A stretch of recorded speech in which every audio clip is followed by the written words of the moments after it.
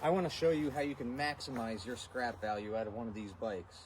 You're going to get irony aluminum, you're going to get short steel, and you're going to get clean aluminum. Let me show you.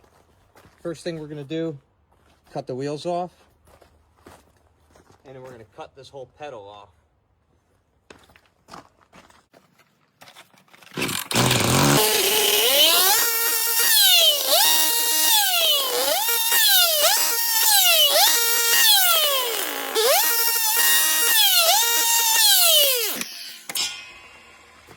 Now you've just liberated the wheels away from the frame, and this rim is all aluminum. What we're going to do is we're going to take the smaller grinder, we're going to cut all these spokes out, and we're going to cut the tire off. What you're going to be left with is clean aluminum and irony aluminum. Now sometimes these pedals are solid aluminum, sometimes they're steel. This time they're steel. We're going to throw that in the short steel pile, and you'll get a little bit more value from that than just tin.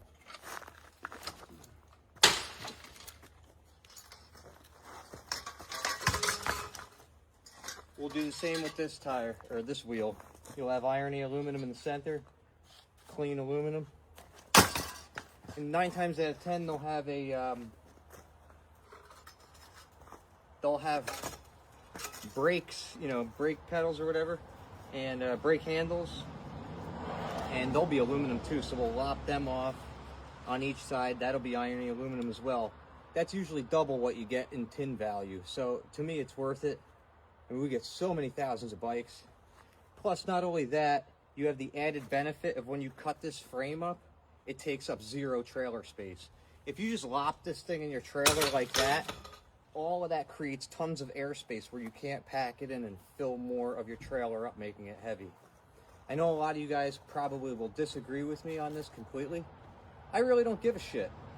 I do it because I know I've been doing it for the last few years and it's been working out great.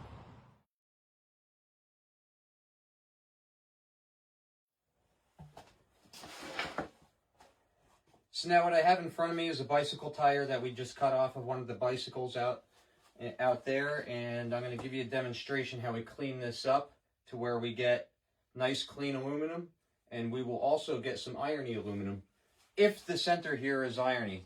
This particular bike tire is irony aluminum in the center. This you could actually pass as irony aluminum. It's almost all aluminum. There's some tin around it. Even with the chain, you can probably yank that off and throw it in the tin pile. But first we cut off we'll cut the rubber itself off. And what I'm using is one of these grinding wheels that's really aggressive. I think it's meant for flooring and other different things. You could get it right at Home Depot, but it has some teeth on it, and I think they are actually diamond teeth around it, and it's a very aggressive blade, but this is exactly what we do.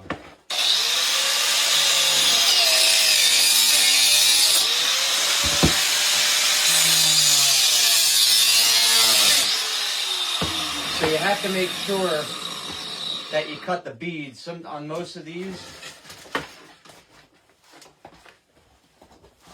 these wheels, there's a little steel bead that wraps around the entire rim.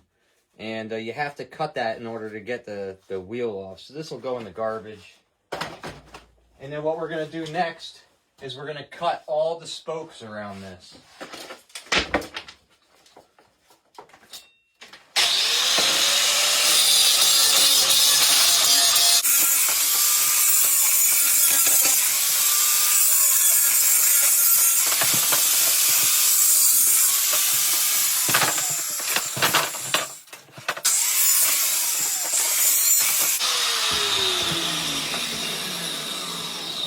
And now what you're left with is a few pounds of irony aluminum, which is actually like double the price of tin right now.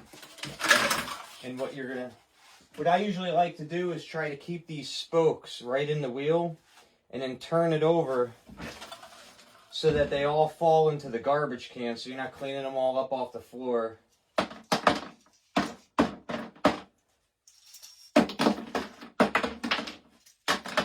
So now you have all clean aluminum from that rim, and you have dirty aluminum. None of it's tin.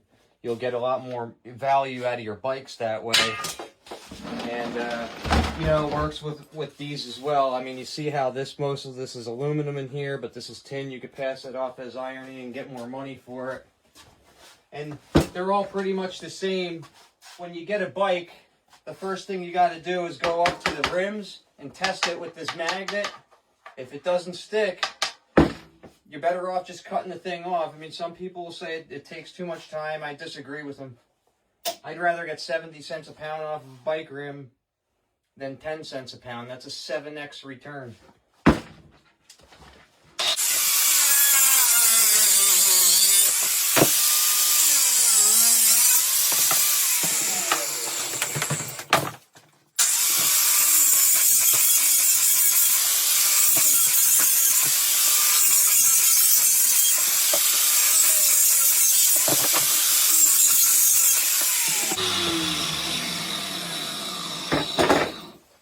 Again, this feels like it's probably about 5 to 6 pounds or something like that, maybe a little more. It's a heavy one.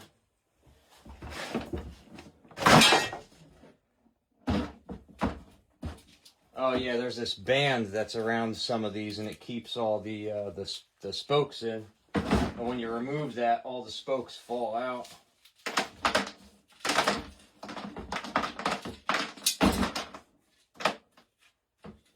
And you're left with more clean aluminum. So that's it. I hope you enjoyed that video about bike tires and, you know, bicycles and how you can maximize the yield out of bikes.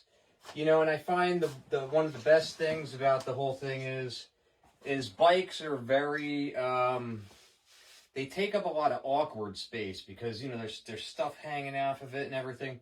But once you cut it up, I mean, the space is minimal it takes up in your trailer. So instead of having a trailer with, let's say if you were going to take like a whole bike load, you would have, you know, a trailer of like, let's say 40 bikes.